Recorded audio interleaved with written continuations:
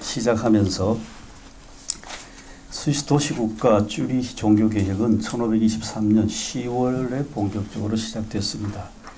이 종교개혁을 통해서 우리 개혁교회가 탄생했습니다. 쭈리히 종교개혁자 츠빙글리는 이 도시의 그로스민스터 교회에서 주임 신부로 일했습니다. 여기 잠깐 말씀드리면 쭈리히가 도시국가입니다. 그 당시에 루터와 좀 비교하면 루터만 해도 아직도 중세 영주가 있는 그런 그 독일 지역에서 종교개혁을 했습니다만은 츠빙글리가 있던 그 스위스는 그런 중세가 아예 거의 경험하지 않았습니다. 그리고 이 당시에는 이 도시국가라는 것은 요즘 말하는 중산층들이 이미 그 도시를 지배하는데 의회가 있습니다. 상원이 있고 하원이 있고 그런 도시국가 체제가 츠빙글리를 청빙을 합니다. 목회자로 청빙을 하는데 처음부터 과제가 분명합니다. 우리 도시를 좀 바꿔주십시오. 이게 이제 청빙의 과제였습니다. 그래서 이제 주임 신부로 일하게 되고 이 교회에서 쭈리히와 스위스 종교개혁 역사가 시작됩니다. 칼빈보다 한 세대 앞섰습니다. 그해 29일 츠빙글리는 그로스민스터 교회 재단을 신학교 체제로 바꾸는 작업을 완료했습니다. 날마다 이 교회에서 규칙적으로 성경 번역 또 성경 주석 작업, 이게 제일 중요합니다. 성경 번역과 주석 작업이 학교 교실 체제를 갖추어서 진행되는 신학교 체제입니다. 그러다가 1525년 6월 19일 정식으로 예언학교, 아마 이것은 잘 아실 거예요. 프로페짜이라는 예언학교가 정식으로 개교합니다. 이 학교는 1833년 개교한 쭈리히 대학교의 모체, 또 전 세계에 흩어져 있는 개혁교회 신학교들의 모범이 됐습니다. 우리는 이거를 통해서 먼저 개혁교회 신학교육의 기원을 살펴보고 또 그 신학교육의 핵심 내용이 무엇인지 한번 살펴보고, 그리고 이어서 우리 장로교회, 한국 장로교회 신학교육도 살펴보려고 합니다. 그 다음 넘어가도록 하겠습니다. 2번, 쭈리히에서 시작된 개혁교회 신학교육입니다. 츠빙글리 종교개혁.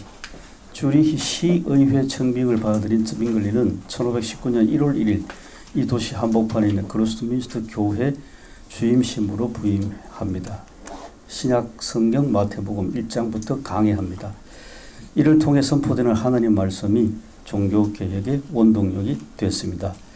츠빙글리는 그로스민스터 교회에서뿐만 아니라 여러 교회에서 정기적으로 하나님 말씀을 증언했습니다. 금요일에는 그로스민스터 교회와 마주서 있는 프라우민스터 교회에서 말씀을 선포했습니다. 마태복음 강해를 마친 츠빙글리는 사도행전, 1521년에는 갈라디아서와 베드로 전후서, 그리고 디모데 전후서를 강해했고 22년에는 히브리서를 강해합니다. 1523년 누가복음, 24년 요한복음, 그리고 계속해서 바울 서신을 강해합니다. 그 다음에는 구약 성경 강해로 들어갔습니다. 츠빙글리의 성경 강해는 성경 주석에다가 그 바탕을 뒀습니다. 또 신구약 성경을 차례차례 규칙적으로 강해한 츠빙글리 설교는 개혁교회 성경 강해 전통인 렉시오 콘티누아 전통을 세우는 기초가 되었습니다. 그 4번 각주를 보시면 렉시오 콘티누아가 렉시오 디비나와 어떻게 다른가 하는 것을 간략하게 제가 적어놨습니다. 그냥 건너가도록 하겠습니다. 그 다음에 츠빙글리는 하나님 말씀이 마치 강물이 그 물길 따라 흐르듯이 설교자를 통해 자유롭게 선포되도록 했습니다. 설교자 자신은 말씀이 선포되는 통로가 됨으로써 하나님의 주권, 자유하심이 드러나도록 합니다. 설교자의 주관적 생각과 판단이 하나님 말씀이 선포되는데 회방꾼 노릇을 하지 않도록 늘 조심하고 경계했습니다. 그래서 츠빙글리는 성경을 깊이 묵상하며 하나님 말씀에 귀를 기울였습니다. 그 다음 단락입니다. 츠빙글리의 성경 강해 및 설교는 원어 성경 연구에 바탕을 두었습니다. 츠빙글리는 글라루스에서 교육하던 1513년부터 신약 성경을 원어인 히라보로 읽기 시작했습니다. 히라보 성경 읽기는 인문주의, 특히 에라스무스에게 영향을 입은 것입니다. 그렇지만 츠빙글리는 구약 성경 원어인 히브리어 배우는 데는 애를 먹었습니다. 1522년 3월부터 비로소 히브리어를 배우게 되었습니다. 교회갱신과 사회개혁에 대한 쯔빙글리 설교가 1522년 후반부에 공개적인 여론의 장에서 공론화되기 시작합니다. 그 과정은 이렇습니다. 그의 설교의 감화를 받아 그를 따르던 사람들이 중세교회의 전통을 공개적으로 비판하며 거부하기 시작합니다. 예컨대 사순절에 지켜야 할 금식규례, 고기 먹지 말는 그것을 의도적으로 깨뜨렸습니다. 그래서 보라는 듯이 소세지를 먹고 시위하는 그런 사태가 나타났습니다. 자, 그 다음 또 건너뛰겠습니다. 이렇게 이제 중세 가톨릭 교회가 와 이제 부딪힙니다. 한 달러 건너뛰겠습니다. 쯔빙글리는 신앙의 근거가 하나님 말씀에 있다고 강조합니다. 그 말씀은 예수 그리스도이고 오직 그분을 통해서만 인간이 하나님의 뜻을 깨달아 알게 되고 그것이 신앙이다. 말씀이신 예수 그리스도를 성경에서 발견하는데 지은 죄로 말미암아 어두워진 인간의 이성에 성령께서 밝은 빛을 비추어 성경의 그리스도를 깨달아 알게 한다는 것입니다. 쯔빙글리는 어거스틴의 가르침 아래로 인간이 본디 하나님의 형상으로 지음받았기에 당신의 말씀을 사모하고 듣고 이해할 수 있었지만 아담의 죄지음으로 말미암아 그 능력이 산산이 깨어지고 부서졌다고 보았습니다. 그래서 하나님은 죄지은 인간을 위해 예수 그리스도 안에서 은혜를 베푸셨고 하나님은 그 은혜를 입은 자에게 보혜사 성령을 보내셔서 성경을 하나님 말씀으로 깨달아 알게 하셨습니다. 그 말씀을 깨우치기 위해 중세교회 전통과 가르침은 전혀 도움이 되지 않고 오직 예수 그리스도 안에서 은혜를 입은 자에게 성령께서 빛을 비추신다. 그렇게 보았습니다. 그 다음 예언학교입니다. 프로페자의 개교인데 쯔빙글리는 1520년 여름부터 몇몇 동력자들과 그로스민스터 교회에서 개별적으로 설교를 위한 성경 주석을 시작합니다. 여기서부터 중요합니다. 이 주석 작업실이 1523년부터는 가르치고 배우는 하나의 학교 교실 형태로 자리 잡습니다. 이와 나란히 쯔빙글리는 기성 중세 교회의 제도와 간섭을 하나씩 둘씩 폐지해 나갑니다. 연말부터는 중세 교회 관련 전통 명절과 금식 규례가 중단되고 24년부터는 중세교회 미사가 폐지되고 그리고 예배당에 걸린 성화를 제거해 버렸습니다. 25년 초반부터는 예배당 재단이 있던 그 자리에서 코어라는 곳인데요. 본격적으로 신학교가 시작됩니다.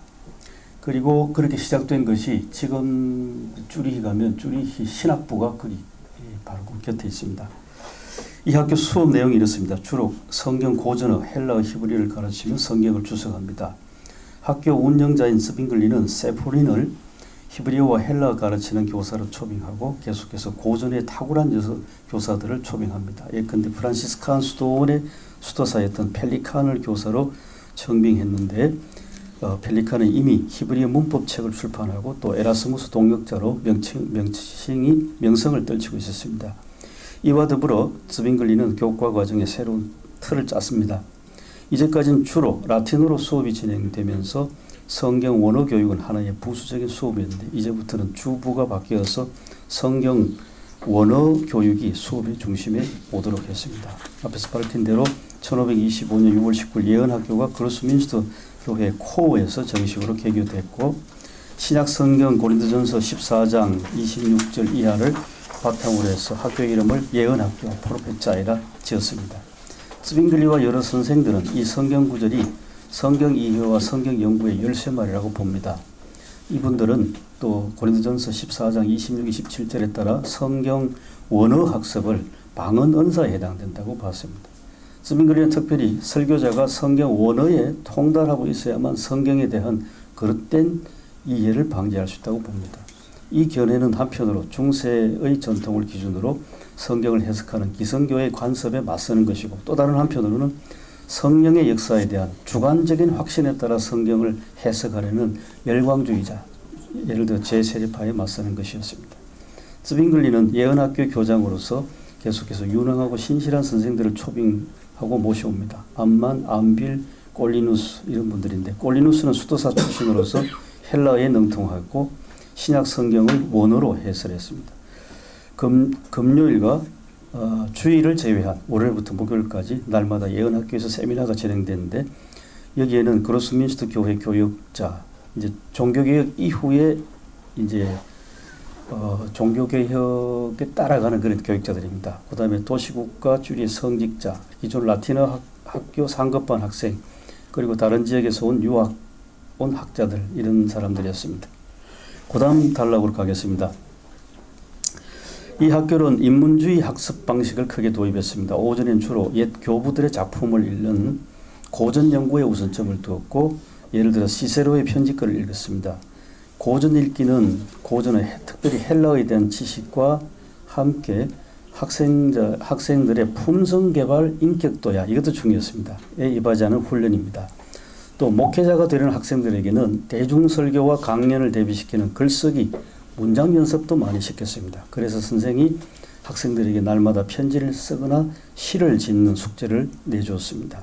학생들의 문장은 꼴리누스가 교정해 주었습니다. 또 학생들은 장차 설득력 있는 설교와 강연을 구사하기 위하여 또박또박 큰 소리로 글을 읽는 그 딕션, 발음 연습, 어휘 구사법, 말하는 법도 연습합니다. 예언학교 수업은 고전어 훈련, 인격 도야를 위한 교양, 교육, 그리고 설교 연습, 연설, 실습 등으로 구성됩니다. 요즘식으로 표현해 보니까 교역자 및 사회 지도자를 양성하는 전인 교육이었습니다.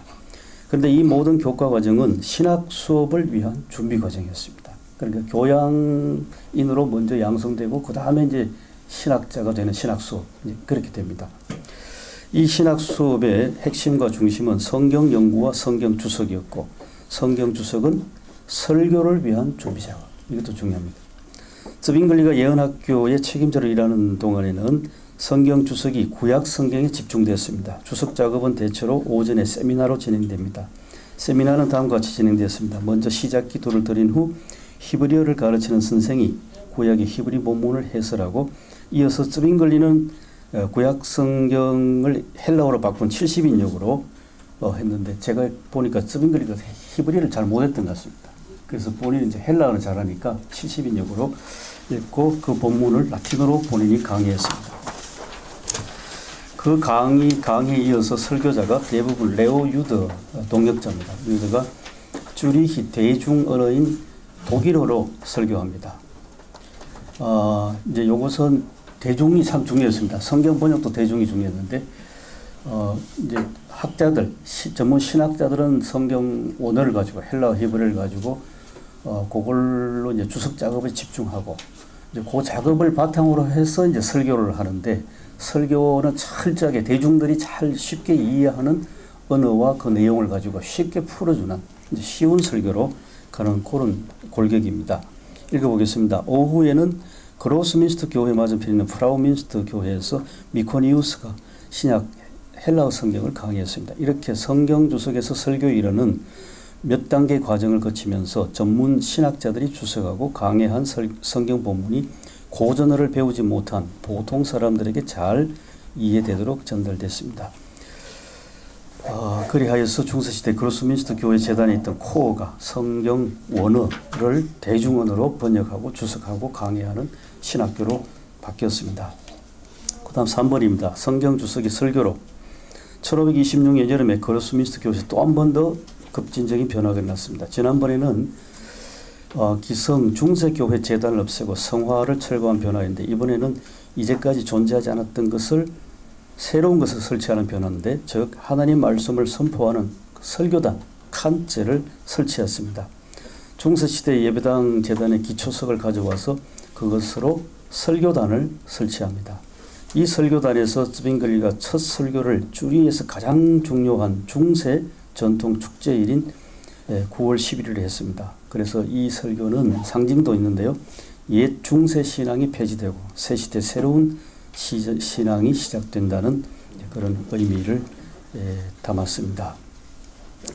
자, 이렇게 해서 이제 성경 주석, 그 다음에 이제 설교로 이어지는 그런 것을 통해서 소위 개혁교회가 이런 식으로 탄생하고, 그 다음 글은 이제 대중들에게 하나님 말씀을 이제 이것을 잘 전달하도록 해야 한다는 이제 그런 취지를 담아가지고 성경을 번역을 합니다. 번역을 하는데, 뭐 비교하는 것이 참 우스꽝스럽습니다만은 루터보다 빨랐습니다. 성경을 완역하는 게 빠르고, 쭈리는 특별히 또 그 당시에 유대 랍비들이 살았기 때문에 구약 성경 번역은 이 유대 랍비들도 많이 좀 도움을 주는 그런 걸 통해서 대중언어로 성경을 완역해서 쭈리 성경이 1531년에 쭈리 성경이 완역돼서 번역되고 이것이 재단에 사용되는 성경이 됐습니다.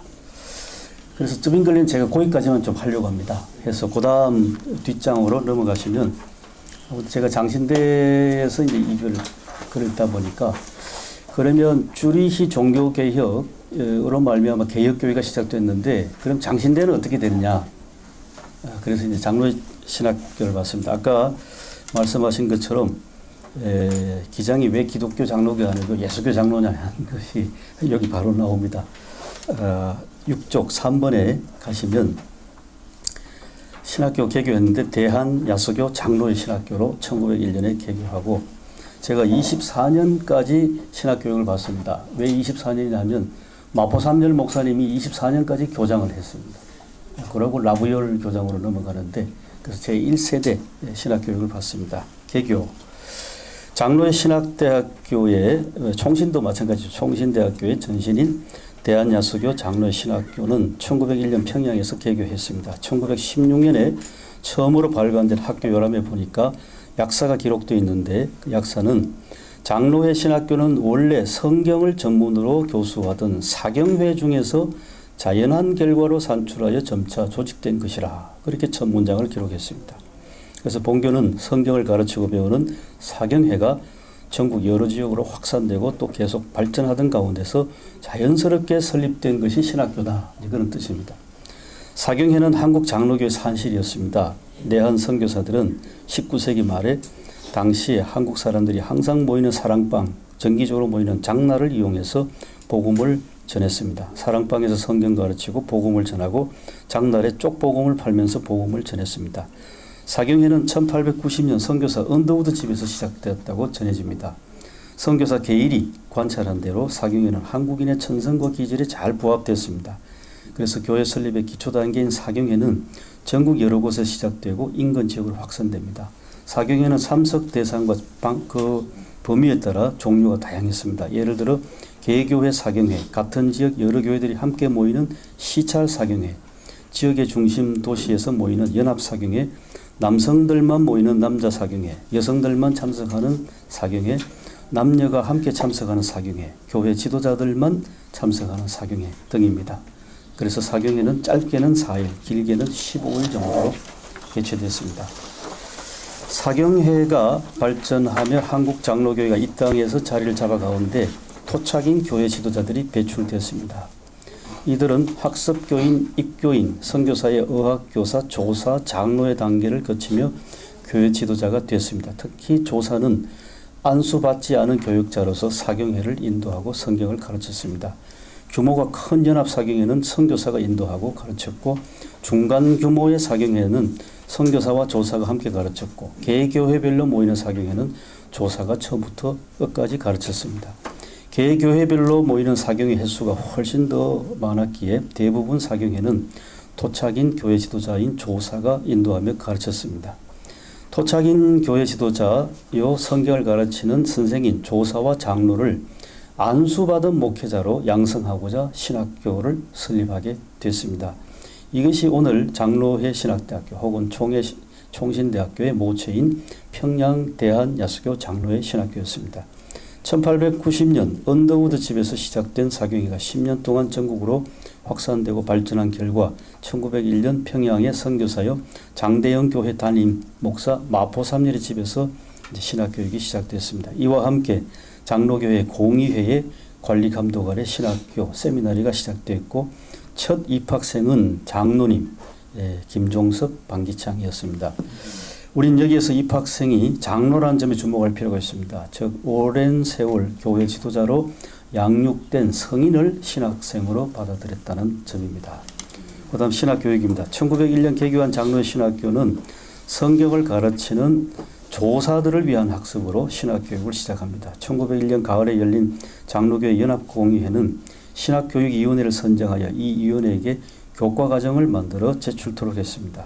위원회는 5개년 교과과정을 제시합니다. 1903년에 장로교회 연합공회는 5개년 신학교육 과정을 확정했고 학생, 주로 조사인데 학생이 매년 석 달 동안 교실에서 수업하고 나머지 9달 동안에는 심호하는 교회에서 교육하며 자습으로 독서과제를 수행하게 했습니다.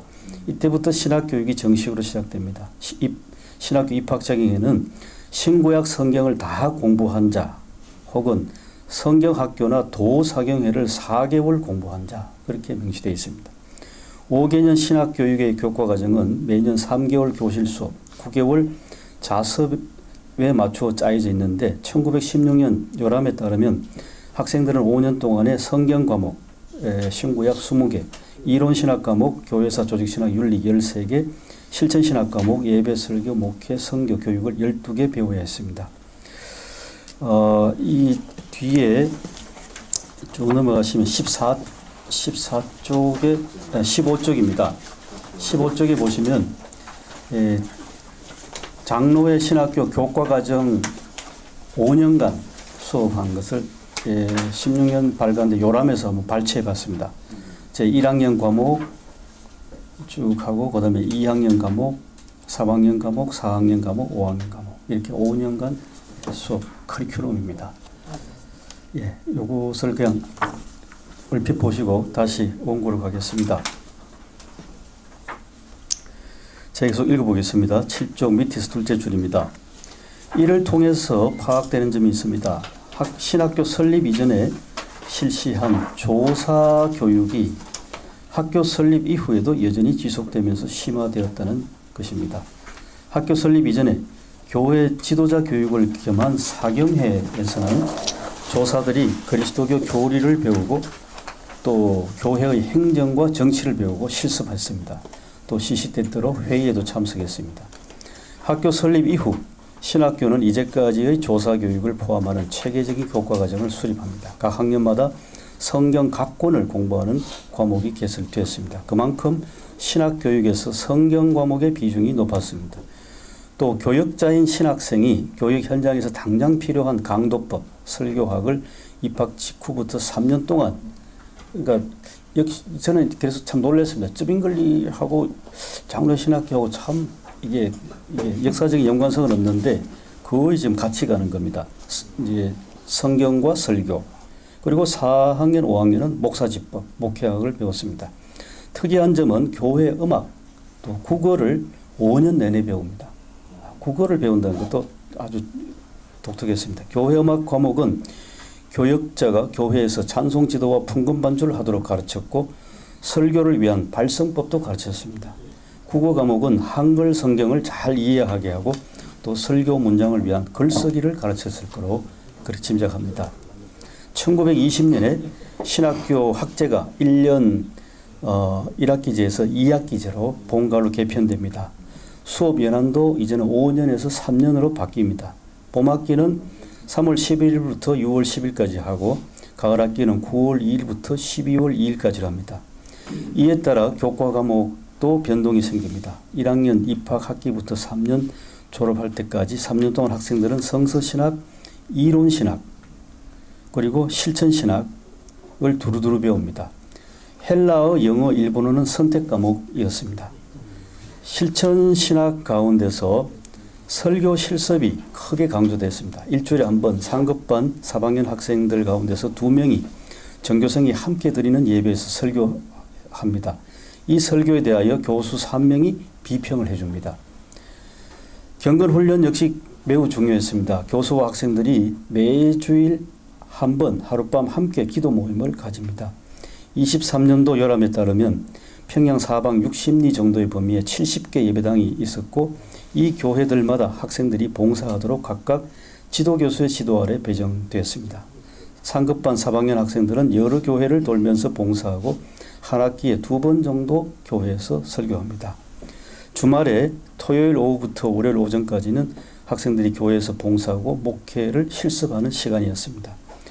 또 재미있는 것은 선교사들이 서양에서 들어온 운동, 특히 축구, 탁구, 정구, 배구, 농구도 크게 강조됩니다. 학교는 늦은 오후 시간, 대략 오후 5시 전후로 모든 학생들이 자유롭게 운동하도록 장려했습니다. 23년 요람에 보면 신학교의 존재 목적이 기술됩니다. 목적은 하나님이 계시하신 말씀인 성경을 참되게 믿고 바르게 이해하여 온 마음으로 사랑하고 명확히 해석하며 성경에 표현된 구원의 복음을 순전하고 열심히 전하고자 노력하는 복음 사역자를 양성하는 데 있다. 문장이 참 멋있었습니다. 고 했습니다. 그래서 신학교는 학생으로 하여금 성경을 연구하여 진리의 말씀을 나누기에 합당한 목회자로 양육되어 교회를 섬기도록 교육시켰습니다.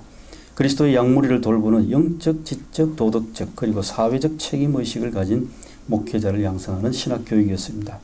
그리고 장로교회의 신경, 요리문답, 정치, 권징조례와 예배목을 배우고 익히는 목회자를 양성했습니다.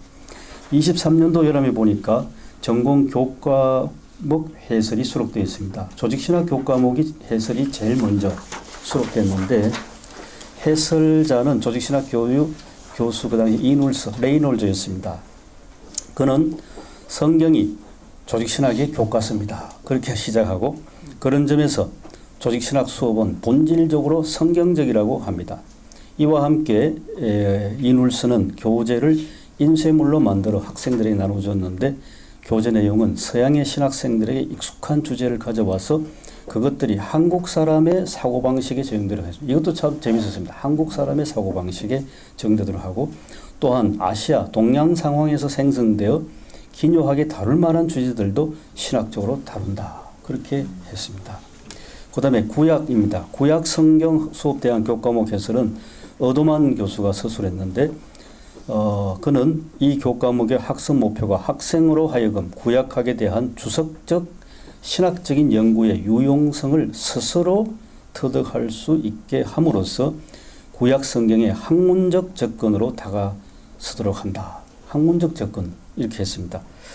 학생들로 하여금 구약과 신약의 관계를 잘 파악하도록 하는 것도 중요한 학습 목표라고 설명하고 비평학적 연구 방법 벌써 들어옵니다. 비평학적 연구 방법은 영감으로 기록된 구약 성경의 메시지를 더욱 분명하게 밝히거나 구약 성경에 관한 교리 발전에 기여하는 범주 안에서만 그러니까 한정적으로 주목하여 살필 것이다. 이제 그렇게 했습니다. 그래서 각주 25분 보면 조금 더 자세한 설명이 있고 거기에 대한 저희 학교 교수님이셨던 김중원 교수님의 코멘트도 제가 같이 써놨습니다.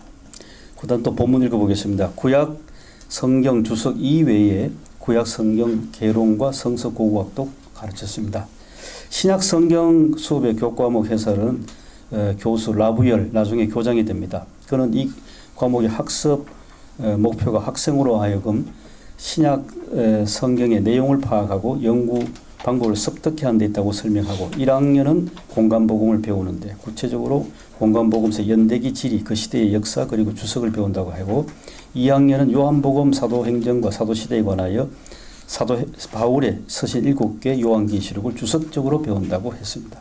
신약 성경 총론 과정에서는 신약 성경의 언어인 히라버, 본문 비평, 또 사본들, 성경 역본, 교부 인용문, 비평 원리, 성경 본문과 정경 역사를 다룬다고 했습니다. 여기도 벌써 역사 비평학이 지금 들어오고 있습니다. 그 다음에 실천신학 분야의 교과목은 이 시기에 괄목하게 발전합니다. 담당 교수인 과관련 이 과목에는 설교학, 목회신학, 기독교 사회봉사, 종교교육, 그 다음에 실서, 교회 설교, 주일학교, 노방전도, 연장 수업 등이 포함되고 학생들 강의 시간표는 주간 18에서 19시간으로 그렇게 짜여져 있습니다. 제가 여기까지 읽고 그 다음 쭉 읽겠습니다. 마지막 이제 정리 제 나름대로 한번 16세기 쭈리 종교개혁과 신학교육 그리고 장로회 신학교의 신학교육 살펴보고 나서 마지막 이제 이렇게 한번 정리를 해봤습니다. 4번 신학교육의 갱신을 위한 오늘의 과제 인식 16세기 스위스주리에서 일어난 쯔빙글리 종교개혁의 결실이 개혁교의 출발점이었습니다. 그 이후 역사가 진행되면서 19세기 후반 미국, 캐나다, 호주 장로교회가 각각 파송한 선교사들이 한국에 와서 복음을 전했고 이 땅에 장로교회가 탄생했습니다. 16세기 쭈리히에서 시작된 개혁교회, 19세기 말 한국에서 출발한 장로교회를 동시에 떠올려보면 양자를 이어주는 역사적 연관성은 없습니다. 시간적으로 400년 시차가 있고 공간적으로 서로 접촉점이 없습니다. 그런데 스위스 개혁교회 유산이 우회적으로 영미권 선교사들을 통해 한국으로 전래됐다고 봅니다.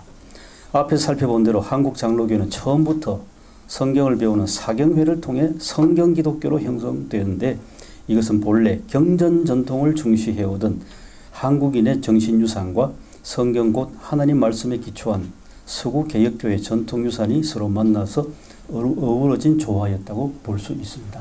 제 해석입니다. 그래서 한국 장로교회는 일찍부터 쭈리히 종교계의 위대한 유산을 이어서 성경을 대중언어인 한글로 번역했고 한글 성경, 또 신구약 성경 창세기부터 요한계시록까지 통독하는 전통 렉시오 콘티누아, 그리고 성경 주석에 근거한 설교가 예배의 중심이었습니다. 이러한 성경 기독교의 정신과 실제가 평양 장로의 신학교의 설립과 더불어 신학교육 과정으로 들어왔고 성경 곧 하나님 말씀은 신학교육의 초석이자 중심이었습니다. 그런데 오늘날 많은 사람들이 세계 기독교가 위기의 시대를 맞이했다고 말합니다. 만일 그것이 사실이라면 개혁교회 역시 그 위기를 비켜갈 수 없을 것입니다.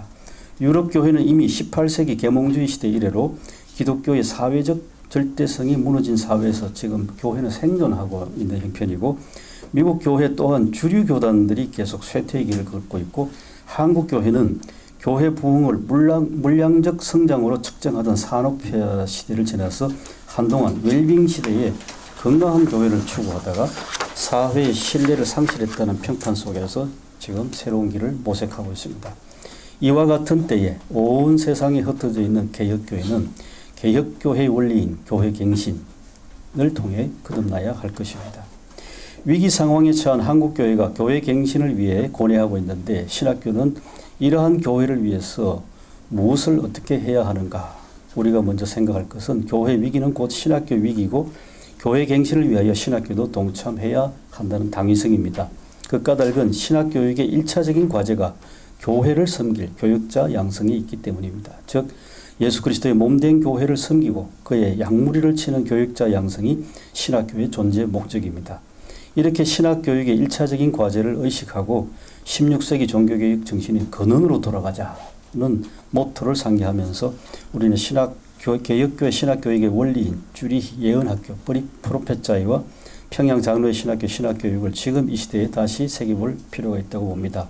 그것은 성경 번역, 성경 주석과 강해에 힘쓰는 설교자와 교육자를 양성하는 신학교육. 이 신학교육 안에는 교육자 품성 개발과 교양교육, 오늘의 인문학 교육도 매우 중요한 커리큘럼이었습니다. 그 다음 제가 발트를 좀 인용했습니다. 이미 20세기 초반에 유럽 교회의 위기를 예민하게 파악하면서 교회 갱신에 전력으로 헌신했던 스위스 목회자와 신학자들이 있었습니다.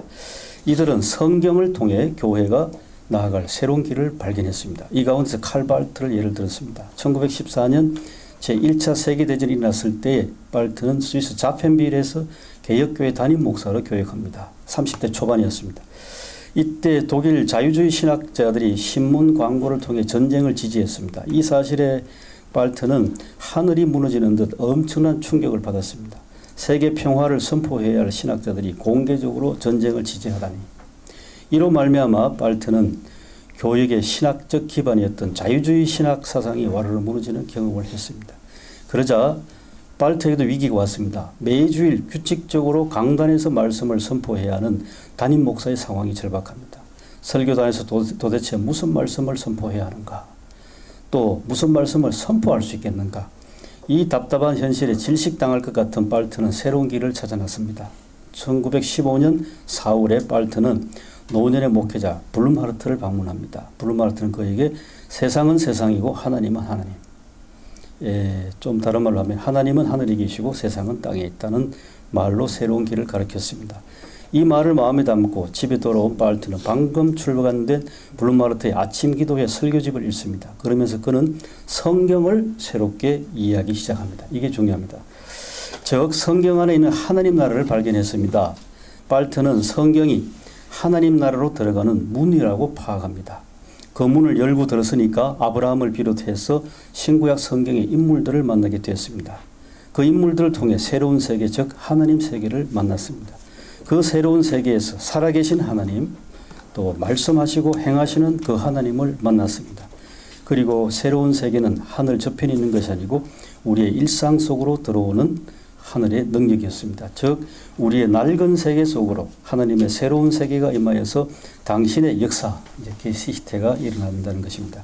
그 역사는 이 세계를 다스리시는 하나님을 선포하는 것이고, 그 역사를 통해 일어나는 새로움은 예수님께서 비유로 말씀하신 대로 겨자씨로 땅에 심어 놓았고, 그 겨자씨가 싹트고 자라나서 큰 나무로 가지를 뻗는다는 것입니다. 이에 새로움은 세상 한복판에서 자라고 성숙하는 생명의 역사다. 이 생명이라는 말씀을 제가 덧붙였습니다. 겨자씨가 싹트고 자라서 큰 나무가 되듯이 이를 통해서 발트가 크게 깨우친 것은 신구약 성경은 하나님에 대한 인간의 생각과 사상이 기록된 책이 아니고, 또 하나님을 찾아가는 구도자의 경전도 아니고, 성경이란 하나님이 인간을 찾아오시고 그 인간에게 당신을 계시하신 하나님 말씀이다.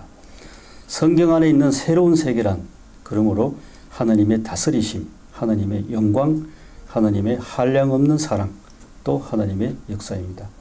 하나님은 어떤 분이냐? 생명의 원천, 레벤스쿠벨레 했습니다. 이 심으로 불의한 세상 한복판에서 당신의 의로운 생명의 역사가 시작되고, 사망 권세가 지배하던 이 세상에서 그 사망 권세를 이기고 부활하신 예수 그리스도, 그분은 당신이 성취하신 생명의 역사를 통해 죽어있는 모든 존재를 다시 살리시되 새하늘과 새 땅이 완성되기까지 계속하십니다.